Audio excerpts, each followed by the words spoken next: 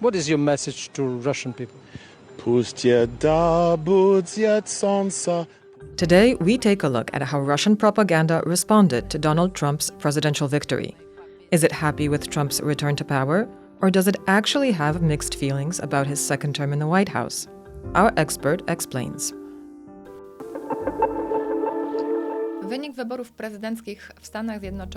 The outcome of the US presidential election was the main theme in the Russian propaganda media. In recent days of the presidential campaign, we could observe that Russian propaganda visibly favored Trump. But as the campaign progressed, this narrative towards Trump became increasingly neutral. There was, however, a consistent attack on President Biden and Kamala Harris. What Russian propaganda was clearly hoping for in the final days of the US presidential election was that once the result was announced, the US would be gripped by chaos, a crisis in society, and riots. And all this would eventually lead to a civil war. As the host of the propaganda show News on Sunday said prior to the elections, this would be just the beginning.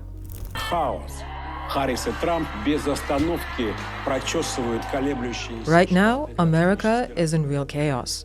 Harris and Trump continue to roam swing states to meet with voters, attacking each other in the process. We cheer for no one. Where possible, we quietly watch. No matter who they declare the winner, the other side will certainly not accept the result and will accuse the rival of rigging the election. And this will be only the beginning.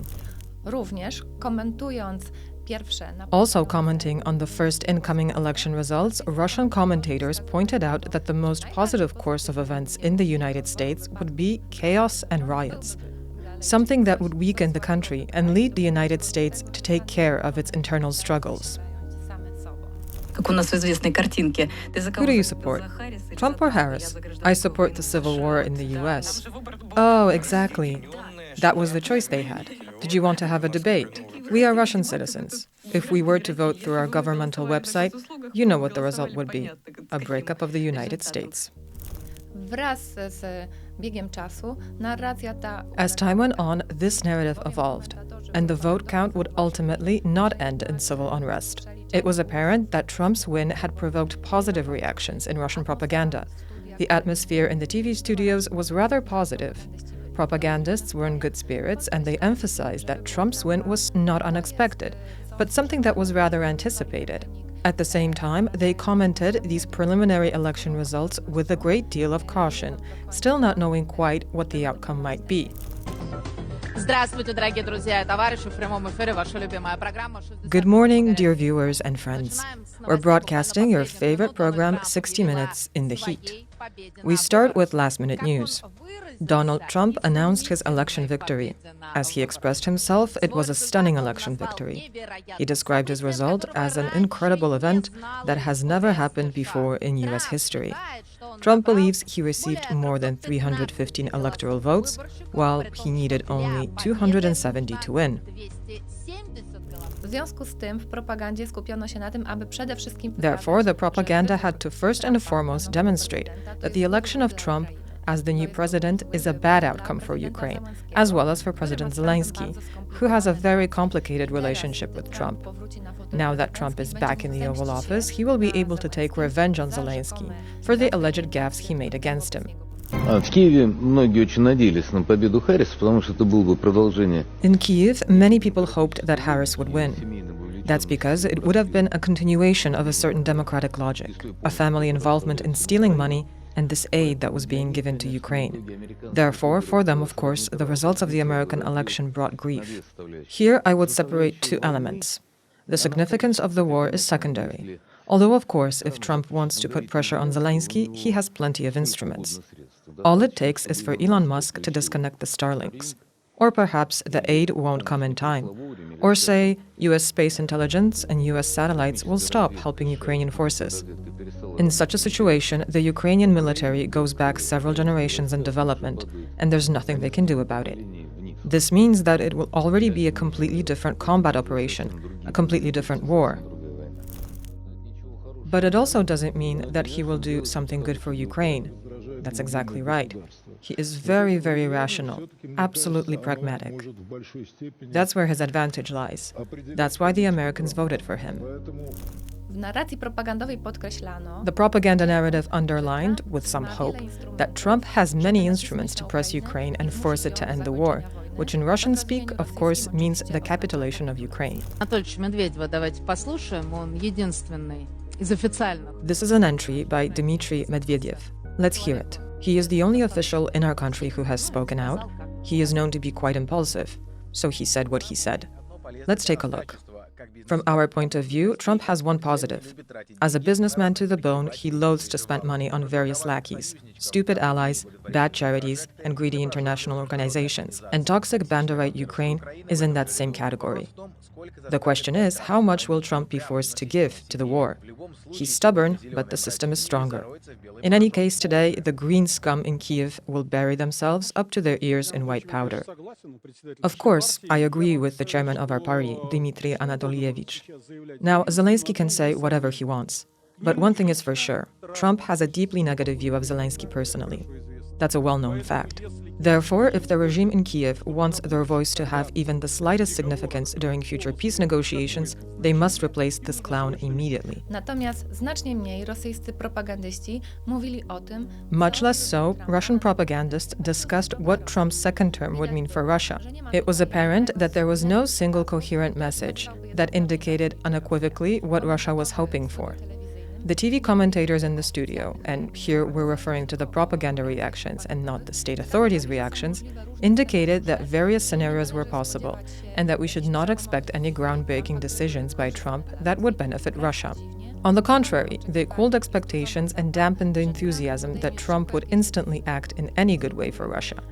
Rather, it was pointed out that in the past, in his previous term, Trump had pursued policies that were detrimental to Russia, as well as the fact that his various pre-election promises were in places contradictory, and it was not really clear what to expect.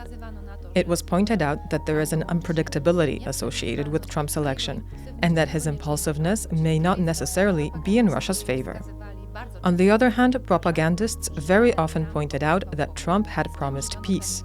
And here there were certain hopes that he would try to force Ukraine into peace using various methods.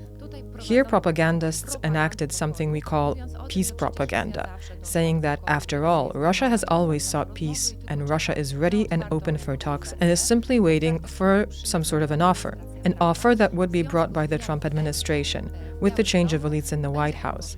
And that would be possible because Trump's young associates are not Russophobic and are not prejudiced against Russia, and will focus more on America's interests and not on the interests of Ukraine, which is no longer the focal point of the world stage. When it comes to these peace conditions and this peace propaganda, it's important to remember that the devil is in the details. Obviously, when talking about peace, it's peace on Russian terms, and Russia has its own terms in mind, which, as I said, means the capitulation of Ukraine. In connection with this peace propaganda, a very interesting and rather eccentric piece of footage was shown on Russian news, on the 60 Minutes program, about how a US citizen also advocates for peace and portrays, in a figurative way, a desire to return to positive, favorable relations with Russia. Но у нас для вас есть небольшой сюрприз. Вот люди уходят, они ловят такси, уезжают. But we have a little surprise for you. People are leaving, catching cabs and going home, but we asked one person to stay. He has a special message for all our viewers of the 60 Minutes program. His name is Wes. He doesn't speak Russian, but he can say a musical hello. There was a lot of music on air today, so here we go. Wes, what is your message to Russian people? Пусть еда будет солнце, пусть еда будет небо, пусть еда будет мама, пусть еда буду я. Thank you so much. Спасибо. That's incredible, Valentin. That's the kind of mood people are in. That's the mood people are leaving in from the Donald Trump party. It's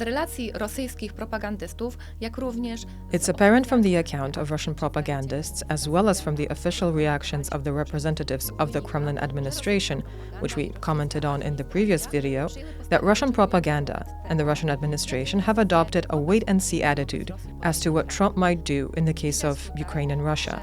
It's also apparent here that for the propaganda, no single coherent message has been issued as to what Russia can expect from Trump.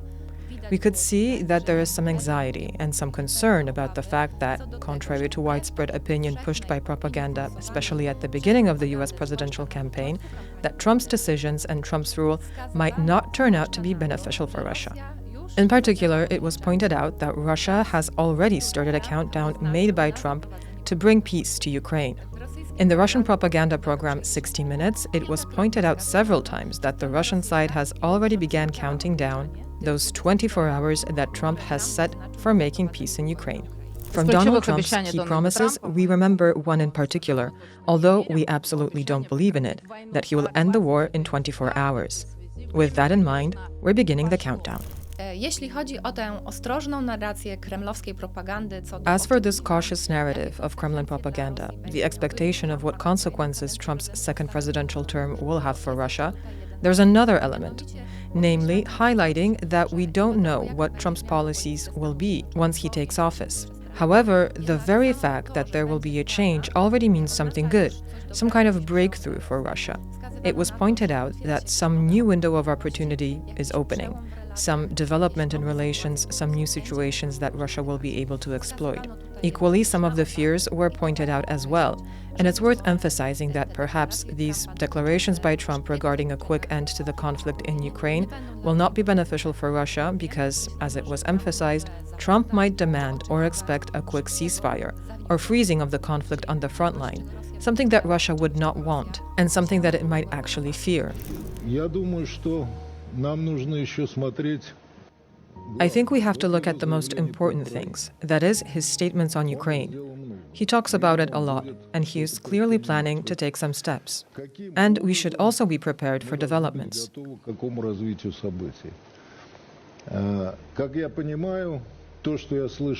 As I understand it, from what the vice president, his future vice president, has said, right? As I understand it, the idea is to freeze the front line, to give Ukraine a neutral status. That's what Vance talked about. That's what I heard, at least.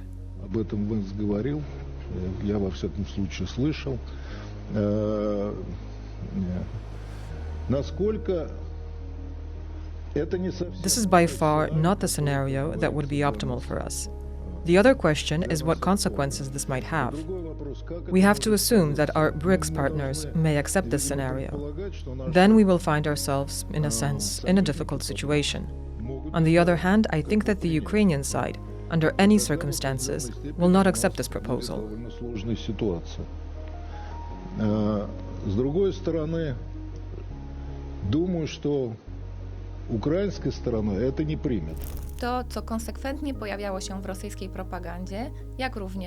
What has consistently appeared in Russian propaganda, as well as in Moscow's official responses, is that Russia has absolutely no intention of abandoning its conditions for ending the war in Ukraine.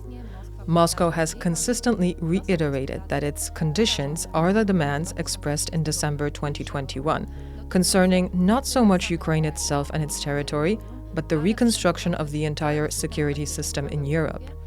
This hardline position towards the new administration has been expressed both in official sources and in propaganda. And it's apparent that here, Moscow does not intend to give up its desire to remodel the entire geopolitical order in Europe. Will Trump agree to it, and will his administration agree to it? The Kremlin propagandists say they don't know, and these doubts can also be seen in the coverage by the Kremlin media. Karen Grigorievich, I'm thinking, well, okay, Trump has proposed to freeze the front line. But why do we need this? No, I'm not saying we need this. What I'm saying is that he wants to stop it. That's my point.